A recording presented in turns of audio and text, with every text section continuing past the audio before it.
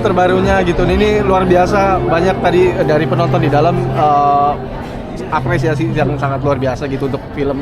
Apalagi dengan acting Basri yang sangat judes, julid itu, bibirnya sampai stroke begitu. Siapa? Kayak stroke gitu. Kayak berita kamu ya?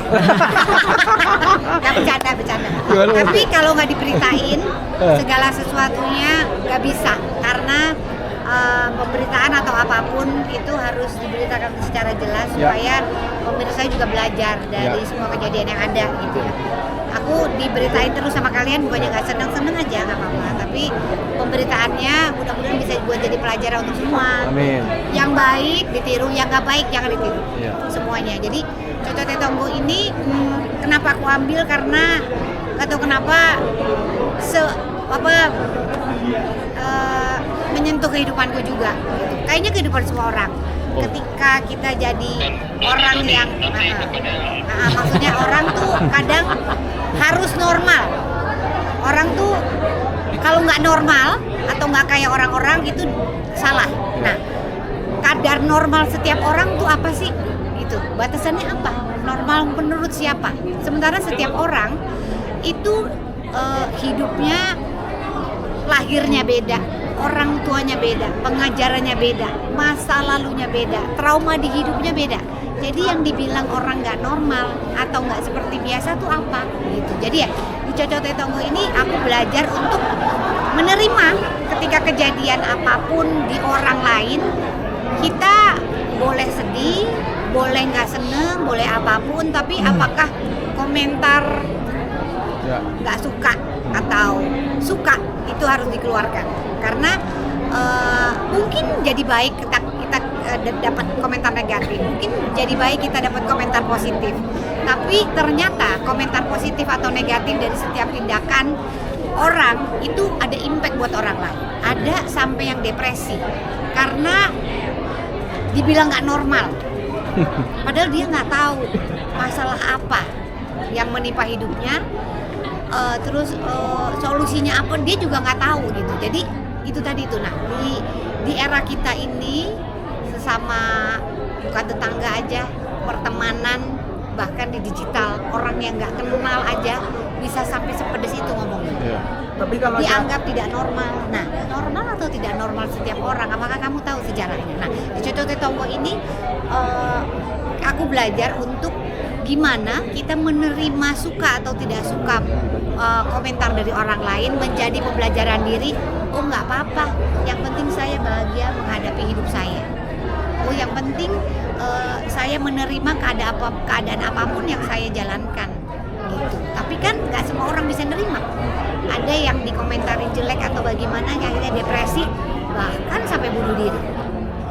Ya, mudah-mudahan nggak kita ya Mbak. Iya, maksud tapi bener loh itu, sampai depresi, sampai ada yang sampai nggak sekolah, nggak bekerja, nggak apapun, resign atau apapun karena dicocotin yang nggak penting sama orang. Nah, jadi ini sebenarnya pembelajaran untuk kita, saya juga ya yang main untuk tahu, oh iya, jadi kita nggak perlu untuk ngikutin apa kata orang. Kata orang yang baik tuh gini, kata orang yang normal tuh gini, kata orang yang paling bagus tuh gini. Tapi apakah normal bagus itu baik untuk kita? Baik untuk hidup kita. Jadi kita sendiri yang tahu diri kita.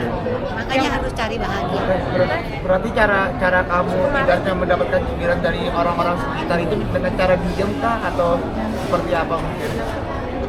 Maksudnya diem ya? Nggak tahu kan. Oke. Jadi gimana pembelajarannya menanggapi apapun, yang penting dirinya kita aja.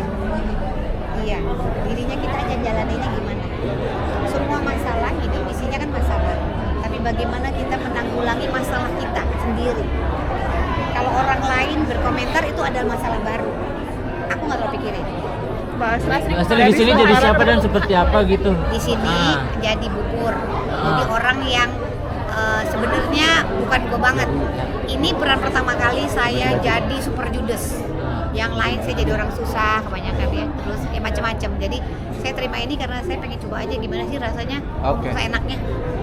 Ngomongnya seenaknya banget, seenaknya sampai apapun, sampai kadang-kadang aku mau ngomong aja nggak tega. Saya minta maaf sama Mbak Sudari. Aduh aku kok begini banget ngomongnya, judes banget. Tapi memang ada ternyata orang yang seperti itu, tanpa mempedulikan rasa orang lain. Ada, ngomong aja. Tapi tanpa mempedulikan rasa orang lain. Yang penting gue menyampaikan apa yang gue.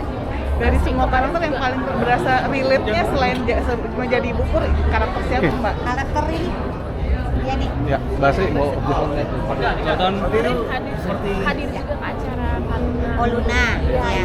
Soal kainnya gimana mungkin Kak? Kain ya, oke. Nah Luna kemarin aku untuk boleh nggak tuh sama dia? Untuk acara melukat ya.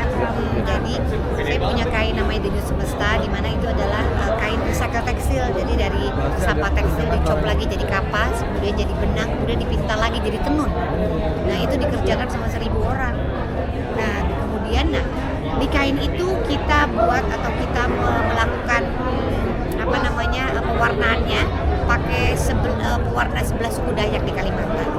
Jadi yang kemudian habis itu baru kita namanya teknik ba, dan teknik ba itu tekniknya cuma jiprat, gores, itu sebelum Masehi, sebelum kita tahu membatik.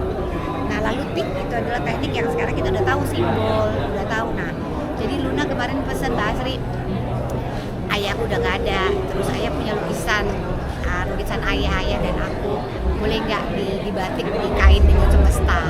Kemudian ada Sido Mukti, Sido Luhur, terus kemudian ada Cinta Kasih, kemudian ada Naik Derajat, kemudian apa namanya nanti punya keturunan yang baik gitu ya, terus jadi Welas Asih, dan kemudian dia kan di industri kreatif, jadi ada kreativitasnya, jadi semuanya ditanamkan di situ, sehingga dia bilang bapakku nggak bisa lihat aku menikah, jadi ada di kain aku supaya ya, jadi sebelum akad saya mau ada gambarnya di kain supaya saya juga bisa punya kenangan itu. Nah Max juga gitu, Maxim kan ibunya baru meninggal, kemudian ada foto masa kecilnya Max dan ibunya, jadi untuk Max boleh nggak mama taruh di sini supaya mama tahu saya akan menikah, kemudian membersihkan semuanya gitu. Jadi ya di apa namanya dibuatkan, kemudian ya mereka seneng gitu karena melalui gambar itu mereka bisa apa namanya menyampaikan kangennya atau rindunya sama ayah dan ibunya.